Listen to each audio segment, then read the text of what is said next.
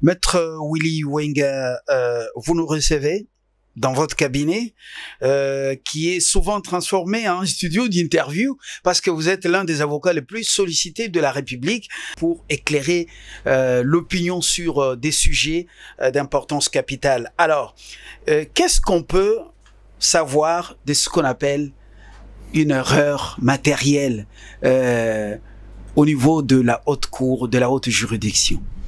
Merci beaucoup Fabien pour être venu me rencontrer et je vous félicite pour ça. En fait, il ne faut pas que l'opinion puisse restreindre la question d'erreur matérielle à la seule Cour constitutionnelle. Et dès lors que la question de l'erreur matérielle, c'est une question de droit, une question qui est prévue par la loi, et c'est là dans le cadre de tout jugement, tout arrêt qui, une fois rédigé, peut contenir des erreurs matérielles. La loi n'a pas défini qu'est-ce que signifie une erreur matérielle. Dès lors que les erreurs matérielles ou l'erreur matérielle dépend de l'objet de chaque décision de justice. Pour rentrer dans les erreurs matérielles contenues ou qu'on peut retrouver dans les décisions rendues par la Cour constitutionnelle en matière de contentieux électoral, vous allez vous rendre compte que lorsque vous parcourez la loi électorale, nulle part il est défini les erreurs matérielles. Mais lorsque vous examinez la profondeur de l'article 74, quinque, à son dernier alinéa, presque in fine, le législateur vous fixe dans quel esprit et qu'est-ce que lui, comme législateur, en matière électorale, entend comme erreur matérielle. Vous savez pourquoi? Parce que dans une décision de justice, il peut y avoir plusieurs erreurs matérielles. Entre autres, les coquilles, la mauvaise rédaction, la faute d'orthographe, n'est-ce pas? L'oubli, hein, donc l'omission d'un chiffre, l'omission d'un zéro derrière 100 pour faire 1000. Ce qui fait que celui qui gagne les procès ou le perd, tout le monde peut saisir la justice en rectification d'erreurs matérielles. Lorsque le juge, dans sa motivation, vous reconnaît le droit d'être indemnisé à $1 million, n'est-ce pas? Mais en concluant dans son dispositif, on écrit $100 000. Vous voyez, il y a une discordance entre les 1 million de la motivation et les 100 000 de la décision. Vous allez ressaisir la cour ou le tribunal pour dire non, vous m'avez reconnu droit à 1 million de votre motivation, mais par erreur, au lieu de conclure à 1 million dans la décision finale, vous avez conclu à 100 000, donc il y a un zéro que vous avez, il y a une erreur matérielle. Et en matière électorale aussi, celui qui a gagné ou qui s'est dit avoir gagné peut voir son nom mal écrit. Et il peut saisir la cour pour dire très bien, je viens en rectification d'erreur matérielle parce que mon nom, hein, je m'appelle Muga Luka, hein, mais on a écrit Magoruka. Vous comprenez? Comme il n'y a pas deux personnes autour de ce nom-là, Magoruka, ça peut passer, mais ce n'est plus moi, ou ce n'est plus Fabien. Oui. Vous appelez Fabien Lumba là, mais c'est ça. Mais si on est Fabien Limbo là, on va te chercher chez nous à l'Équateur. Ce n'est plus Lumba là, ça devient Limbo là. Oui. Je m'appelle Ilombe, mon second nom. Mais lorsqu'on enlève I, ça devient Olombe. On est chez les Lokele. Olumbe, on est au Sankuru. Ilombe, on est à Basankusu, à Ingende, à Befale. Vous comprenez un peu ça? Donc, ce genre de coquilles peuvent constituer des erreurs matérielles dans une décision de justice. Mais l'erreur, ici, à prendre à compte dans une décision de justice relative au contentieux électoral, dès lors qu'il est des principes dans la loi électorale que la correction d'erreur matérielle n'a aucune incidence sur la décision de justice qui contient cette erreur-là. Mais je vous suis, moi, on me dit que Maître Willy Wenga Ilombe a gagné les élections. N'est-ce pas? Mais au lieu de Wenga, on a dit Wenge. Même si on changeait, on modifiait les « et » de la fin à « a » qui me fait de moi Wenga, je resterai toujours victorieux. Donc, la quintessence de la finalité de l'arrêt n'a pas changé. Mais lorsque, dans nous deux là, dans la discussion autour du suffrage, vous avez 10 000 et moi j'ai 17 000. Mais que je peux démontrer en termes de chiffres, n'est-ce pas, que non, la Cour a mal calculé le suffrage et qu'au regard des chiffres, n'est-ce pas, Fabien ne pouvait pas gagner, c'est moi qui devais gagner. Ces chiffres-là, hein, voilà comment ça se présente. C'est comme ça que la loi électorale, en définitive, définit l'erreur matérielle susceptible de modifier un arrêt de justice, susceptible d'avoir un impact sur le dispositif d'un arrêt en termes d'inexactitude avérée des chiffres. C'est ça la loi, l'article 74 de Quinque. On dit l'erreur matérielle n'a aucune incidence sur la décision, sauf en cas d'inexactitude avérée des chiffres. Comme pour dire que pour la loi électorale, en matière électorale, l'erreur matérielle n'est rien d'autre que toute inexactitude avérée des chiffres. J'ai défini. Comment la Cour constitutionnelle, la haute juridiction du pays, peut-elle corriger l'erreur matérielle constatée et sur quelle échéance? On parle dans l'opinion d'une chambre, par exemple, spéciale. Pour nous, les non-droitistes ou droitiers, j'invente les néologismes. Alors, comment ça doit se passer pour éclairer l'opinion? Ce qu'il faut retenir, c'est que la Cour est l'institution suprême de censure de l'œuvre de la Commission électorale nationale indépendante. Lorsque la Commission électorale nationale indépendante transmet tout ce qui est procès-verbaux et fiches de résultats, transmet tout ce qui est procès-verbaux de compilation à la Cour ou à la Cour administrative d'appel, ça dépend de la députation provinciale ou nationale, ou au tribunal de grande instance lorsqu'il s'agit de l'élection communale, locale ou urbaine, n'est-ce pas? Les juridictions là ont le pouvoir au regard des requêtes reçues. Au regard des requêtes reçues. Parce que c'est la requête introduite par la personne supposée n'avoir pas été proclamée par la CENI qui oriente la Cour. Et la Cour a un travail de réexaminer le fondement de la requête et au terme de ce fondement-là, la Cour réexamine les choses par rapport aux fiches et aux procès-verbaux dont il dispose et il peut aller même jusqu'à décider du recomptage de voix. Vous comprenez? Et à ce moment-là, facilement, la Cour va constater que non, contrairement à ce que la CENI a publié, en prenant telle pile, en prenant tel procès verbal, en prenant telle fiche de résultats, si ils avaient calculé ça de manière objective, il tomberait à ces chiffres ici, lequel chiffre donnerait raison à tel candidat qu'à celui qui a été proclamé. Oui. Mais, et à ce moment-là, la Cour redresse les chiffres et prend la décision de proclamer celui qui réellement a gagné. Mais ici, je dois rappeler, et ça l'opinion doit le savoir, que ne gagne pas celui qui est proclamé. Celui qui gagne l'élection, c'est la liste du parti ou du regroupement. C'est la liste du parti ou du regroupement qui gagne les élections. Et la liste gagnante cherche parmi ces candidats qui est la tête de liste pour recevoir les voix de la liste au fin d'avoir le suffrage exprimable au fin d'une victoire. Et ça, c'est fondamental. Tous les amis que vous pouvez voir, député, je suis élu, ils les sont par le voix des autres. Parce qu'on lui a donné des voix de la liste. Vous comprenez? Et ça, beaucoup de gens ignorent ça.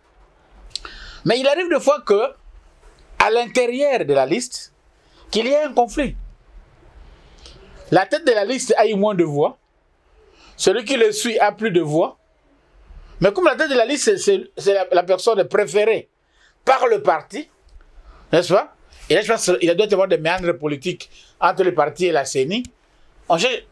C'est à lui qu'on donne les voix. C'est ce qui fait que, Fabien Lumbala, lorsqu'on proclame le résultat, la CENI affiche dans son tableau les résultats individuels. Mais il te proclame de suite des résultats de la liste. C'est comme ça que vous pouvez voir quelqu'un qui a 1200 voix dans le tableau, il est proclamé élu, et celui qui a 5000 n'est pas proclamé élu. Mais dans le tableau de résultats, vous voyez 1200 élus, 5000 non élus. Pourquoi 5000 non élus? C'est parce que celui qui a 1200 personnels a bénéficié de 7000 voix de la liste. Vous voyez? Et les voix de la liste, on ne les affiche pas. On affiche les voix individuelles. Ce qui fait, si on affichait les voix de la liste, dans lesquelles se trouve le 1200 de celui qui est visible là, le 5000 là sera inférieur à 7500 de la liste. Parce que les 5000 individuels, le colistier a eu 300 voix, et notre a eu 200 voix, donc 5500 voix, ce qui est inférieur à 7000 de cette liste-là. Ouais, un peu ça. Et c'est fondamental. Maître Willy Wenga, nous apprécions la maîtrise de la loi électorale par vous.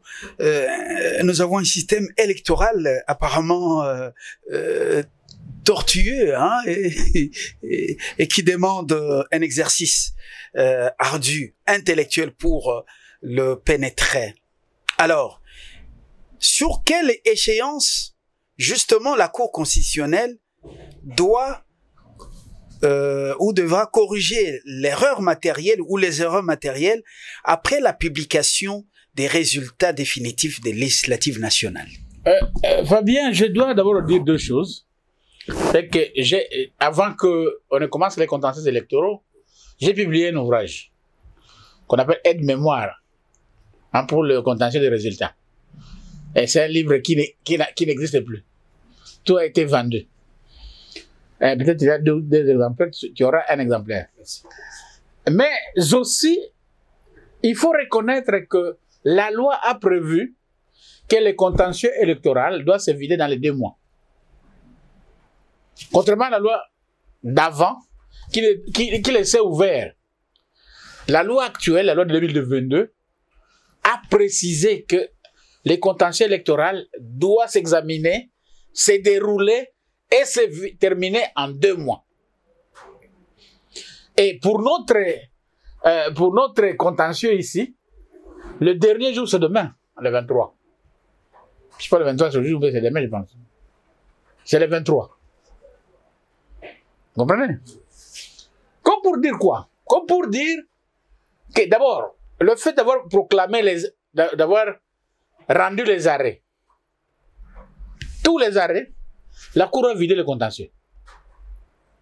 Le fait d'avoir proclamé les résultats définitifs, la Cour a clôturé le contentieux. Donc le contentieux est terminé. Ce qui fait que la question de rectification d'erreurs matérielles, quand bien même que la Cour donnerait des numéros RCE, rôle du contentieux électoral, ce n'est plus du contentieux en principe. C'est une procédure en correction qui ne rentre plus dans le contentieux, parce que le contentieux est déjà terminé. Parce que même un élu définitif peut perdre son mandat pour un motif quelconque. Donc un élu qui perdrait son mandat du fait que, à la suite de la correction de l'erreur matérielle, il y a eu un problème des chiffres qui font que lui ne devait pas être élu, ça serait une invalidation en plein mandat. Ce qui fait que, en termes d'échéance, en termes de délai, il n'y a pas un délai pour introduire la requête, pour corriger une erreur matérielle dans un arrêt. Il n'y a pas un délai pour traiter, sauf les délais de justice, comme on dit toujours que quand même en matière civile, ou en matière pénale, ou en matière quoi, dans les 30 jours, le juge doit se prononcer. Il n'y a pas un délai plus long que 30 jours pour qu'un juge se prononce en matière de la justice. Mais la loi a donné à chaque processus un délai. Dans les 2 jours, à dater de ceci, on fait ceci. Dans les 3 jours, à dater de ceci, on fait ceci. Dans les 7 jours, à dater de la décision de la CENI, le recours. Dans les 8 jours, on peut un peu ça. Mais là où la loi n'a pas fixé un délai, il n'y a pas de délai. Comprenez? Ce qui fait qu'aujourd'hui, la Cour ne se précipite pas à fixer les audiences de rectification d'erreurs matérielles. Alors, la notion de chambre spéciale, c'est une notion propre à la Cour. Ce n'est pas légal. Il n'y a aucune loi qui parle des chambres spéciales en matière de rectification d'erreurs matérielles. Il n'y a pas de chambre spéciale. Oui, on parle de chambre spéciale parce que ça amène encore beaucoup de gens qui pensent qu'on peut encore tenter notre chance. Vous voyez, ceux qui introduisent veulent retenter la chance. Croyez que bon, dans les histoires d'erreurs là, on peut encore me récupérer.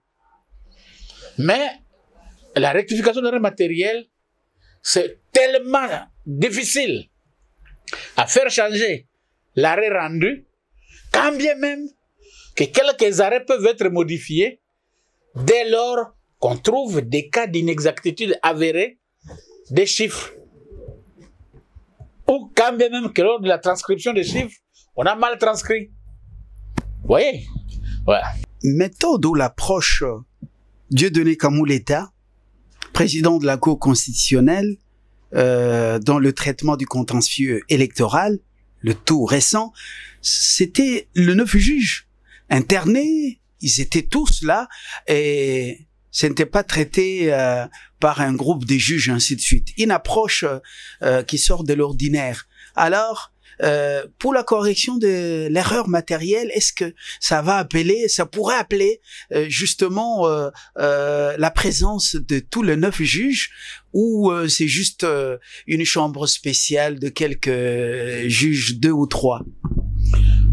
En fait, il va de soi que lorsqu'il y a requête en rectification d'erreur matérielle d'un arrêt rendu par 9 juges, que ce soit 9 juges qui corrigent, que ce soit 9 juges qui disent oui, non, contrairement à ce que vous pensez, il n'y avait pas d'erreur matérielle. Parce que c'est devant le même juge. Dans notre terme, on dit le même juge, ils peuvent être même 10, mais on dit les mêmes juges. Devant la même chambre. Et ici, la chambre réunie. Vous comprenez? Et là, je vous dis que j'ai admiré la tactique de Dieudonné Kamhouleta, le président de la Cour constitutionnelle, d'avoir, en fait, même lorsqu'on parle de la corruption au niveau de la Cour constitutionnelle, moi je pense que il faut reconnaître déjà qu'en organisant les contentieux sous format chambre unique, mieux dans les termes de la loi, toute chambre réunie, c'est pour ça qu'on dit CR. Le président de la Cour constitutionnelle visait d'abord à réduire les cas pour les juges en nombre réduit d'être visités. Parce que, qu'on le veuille ou non, le juge peut être là en train de croiser leurs bras, lire leur dossier, ils seront visités. Ou ils ont été visités. Mais vous allez visiter 3 sur 9. Avec quel argent tu vas visiter tous les 10? Donc la méthodologie de Kamhouleta, au-delà de tous les reproches qu'on peut lui faire, parce que moi, personnellement, je dis, à tort ou à raison, les gens qui font les reproches, ça n'engage que eux. Mais moi, comme avocat, l'ayant observé son travail, en termes de méthodologie, en termes de tactique, et lorsque je vois aussi les résultats, en définitive, je suis avocat. J'ai des dossiers où mes clients ont été invalidés. Ça me fait mal. C'est des douleurs, comme avocat. Mais ce n'est pas pour autant qu'objectivement, je dois enlever la partie de ce que j'ai admiré comme bon travail. Ou pour là où j'ai perdu, je ne dois pas me dire. Si comme avocat, j'ai peut-être seulement de défendre des causes que je ne croyais justes en âme et conscience. Je peux perdre un procès, je peux les gagner, n'est-ce pas? Je ne ferai pas les deuils parce que j'ai perdu un procès. Sinon, j'aurai plusieurs deuils. Je ne ferai jamais la fête parce que j'ai gagné un procès. Sinon, je serai un festoyeur chaque jour. Vous comprenez? Mais je serai toujours heureux, chaque jour, d'avoir défendu. C'est ce qui m'importe. Et la méthode de Kamou-Leta nous a permis d'aller vite, parce qu'au-delà de la chambre unique, il a rappelé à l'avocat que je suis que, maître, vous venez là, mais cette procédure est une procédure écrite. Donc, ce que vous allez nous dire, nous l'avons déjà dans votre requête. Ce que vous allez nous dire, nous l'avons déjà dans votre mémoire en réponse. Selon que j'occupe pour le demandeur ou le défendeur. Ça dépend de chaque dossier. Et ça, c'est super. Troisièmement, lorsque, pour un cas, les avocats viennent au nombre de 10, de 15, si chaque avocat parle, c'est toute une journée. Et c'est pour un contentieux de 2 ans. Mais il a rappelé aux avocats que, nonobstant votre nombre de 10, choisissez un porte-parole qui va confirmer les termes de votre requête ou les termes de votre mémoire à réponse. Mais c'est chouette. Et travaillez ensemble lorsque vous allez vous retirer dans la mise en forme de votre note de plaidoirie. Quand vous êtes mis ensemble dans la mise en forme de votre requête ou de votre mémoire à réponse. Mais le reste, ça devient de la subjectivité. Subjectivité, pourquoi? Parce que ceux qui ont gagné sacralisent la justice. Ceux qui ont gagné, pour eux, la justice congolaise, c'est la meilleure. Ceux qui ont gagné, parce que la CENI les avait proclamés non élus, ne jurent que par la Cour constitutionnelle aujourd'hui. De la même manière, ceux qui ont perdu ne peuvent que maudire la Cour constitutionnelle, parce qu'elle a été proclamée par la CENI, sont aujourd'hui invalidés par la Cour constitutionnelle. Ils ne peuvent rien dire des bons de la Cour constitutionnelle, et c'est leur droit. Mais moi, je dis qu'on ait gagné ou perdu, qu'on félicite ou qu'on reproche, on doit rester courtois. On doit rester élégant. On doit se dire que c'est envers une institution de mon pays que je m'adresse. Avec ses faiblesses et ses forces, ça reste une institution publique de mon pays. Vous voyez? Mais pour le reste, sinon... Formidable. Dernière préoccupation, nous changeons réellement énerve la constitution de notre pays. Vous avez suivi le prélat, l'archevêque de Kinshasa. Vous avez suivi également le docteur Denis Mukwege et plusieurs voix qui sont levées pour justement réagir à cette décision prise par le gouvernement. D'ailleurs, lorsque je suis les débats autour de cette question-là, j'ai ri. J'ai ri un peu, M. Fabien. Pourquoi? Parce que tout le monde parle aujourd'hui. Vous comprenez? Tout le monde parle aujourd'hui comme si Rose Mutombo vient d'introduire dans l'arsenal juridique de la RDC la peine de mort. Tout le monde réagit aujourd'hui comme si le président Félix Tshisekedi et son gouvernement viennent d'introduire en RDC la peine de mort. Vous comprenez? Je dois vous apaiser. Moi, je suis abolitionniste. Et je suis le seul qui pense que nous devons mettre fin à la peine de mort. Mais moi, je n'aime pas les discussions fanatiques. Ou juste pour plaire. Non. La République démocratique du Congo n'a jamais aboli la peine de mort dans son arsenal juridique. Lorsque vous lisez l'article 5 du Code pénal et d'autres dispositions dans le Code pénal militaire, vous allez trouver que la peine de mort est la première peine la plus sévère dans notre Code pénal. Après la peine de mort, c'est la peine pénale à perpétuité. Vous comprenez? Lorsque vous allez vers la fin de notre Code là, Il y a plusieurs infractions, complot, c'est pas moi, fuite devant l'ennemi, ça c'est chez les militaires. Beaucoup de choses sont punies de peine de mort. La RDC n'a jamais aboli. À travers les lois de la République, la RDC n'est pas un pays abolitionniste. Mais ce qui est curieux, c'est que toutes les associations, toutes les églises, toutes les hautes personnalités qui aujourd'hui prendraient parole contre la levée du moratoire n'ont jamais fait de déclaration pour pousser le Parlement à changer, à changer notre loi pénale au fin de retirer de nos lois la peine de mort. Vous comprenez un peu? C'est qui est fondamental. Première chose. Deuxième chose, la décision prise en 2002 du moratoire sur la peine de mort. Qu'est-ce que signifie moratoire? Le moratoire ne signifie rien d'autre que le sursis à exécuter. Vous comprenez? Le sursis à exécuter. Pas le sursis à prononcer. Parce que la loi est encore là. On n'a pas dit à la juge de ne pas prononcer la peine de mort.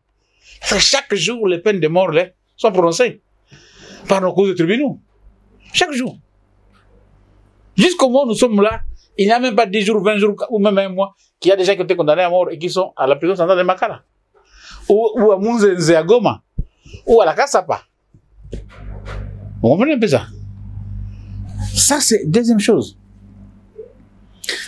Troisième chose, c'est que le moratoire, comme un sursis à exécuter, n'a jamais fait objet d'un acte juridique formel. N'a jamais fait objet d'un acte juridique formel. Où est l'ordonnance sur le moratoire qu'on a abrogé par le président de la République? Où est le décret sur le moratoire que le Premier ministre a abrogé? Où est l'arrêté sur le moratoire que la ministre d'État, ministre de la Justice, a abrogé? C'était une simple parole. En 2002. De suite de quoi? De suite de la prise de pouvoir par le Joseph Kabila, qui avait horreur aux exécutions qui étaient dans d'être faites à l'issue des arrêts rendus par la Cour d'ordre militaire qui n'avaient pas de juridiction de recours. Jugé au premier ressort et on exécute.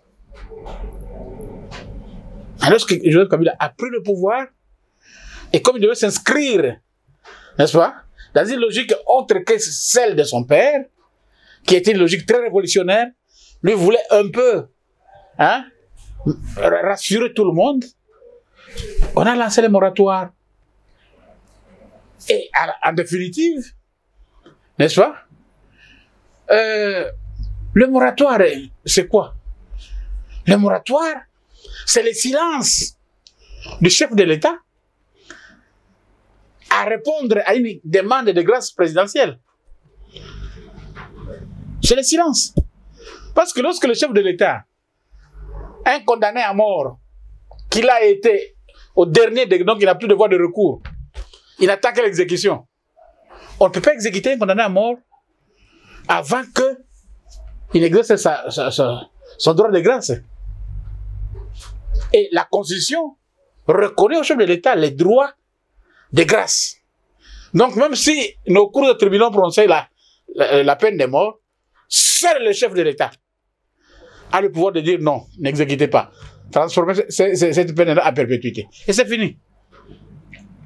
Or, lorsque le chef de l'État reçoit les demandes de grâce, il doit y répondre. Par oui ou par non. Or, le risque que le président Kabila n'avait pas voulu prendre dans ce moment-là pour se mettre en bonne odeur avec l'Occident, c'était de dire oui, exécuter. Hein? Il dit bon, laissons d'abord ça. Moratoire. Vous comprenez? Donc, le chef de l'État ne répond plus. Et lorsque le chef de l'État ne répond pas, aucune exécution ne peut être faite. Oui.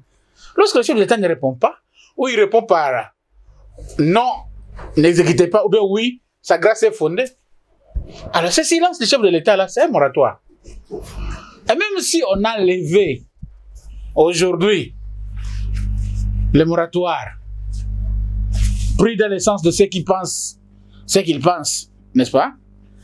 Pour autant que le président de la République gardera silence face à des grâces qu'on peut lui demander, d'une manière ou d'une autre, le moratoire continuera. Vous comprenez? D'une manière ou d'une autre, le moratoire continuera. Mais, ce qui est vrai, et pour entrer maintenant à ta préoccupation, c'est qu'un recul ou une avance, c'est par rapport à une option. Est-ce que la RDC a déjà opté pour l'abolitionnisme?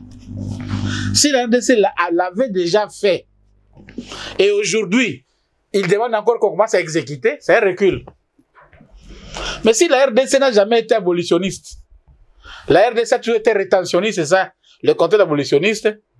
Donc la RDC n'a pas avancé, est restée sur place, et en restant sur place, on n'a pas avancé, on n'a pas reculé, on a fait les surplaces. Merci surtout d'avoir éclairé toutes ces zones d'ombre et d'avoir éclairé les téléspectateurs, les Congolais et ceux qui s'agitent et ceux qui ne s'agitent pas, abolitionnistes ou rétentionnistes.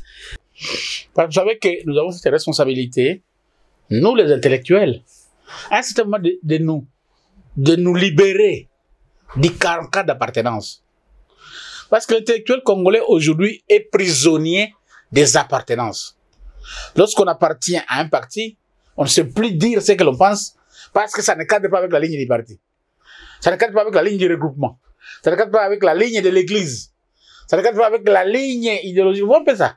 À ce moment, il faut qu'on constitue une nouvelle classe d'intellectuels. Laquelle classe doit voir les choses froidement. Vous voyez? Et non se classer tout le temps de gauche ou de droite pour condamner ou applaudir sans savoir ce que je condamne pourquoi. Ce que j'applaudis pourquoi.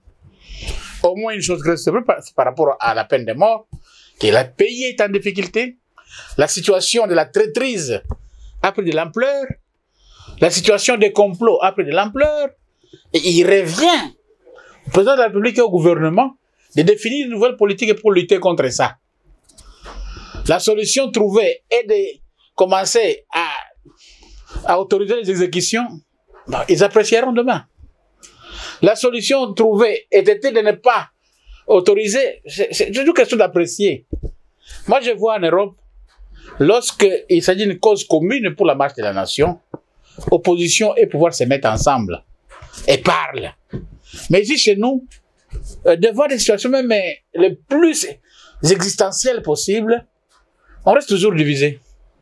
Et ça ne nous favorise pas. Je vous remercie, Maître Willy Wenga, de nous avoir donné de votre temps et toutes ces explications. Merci.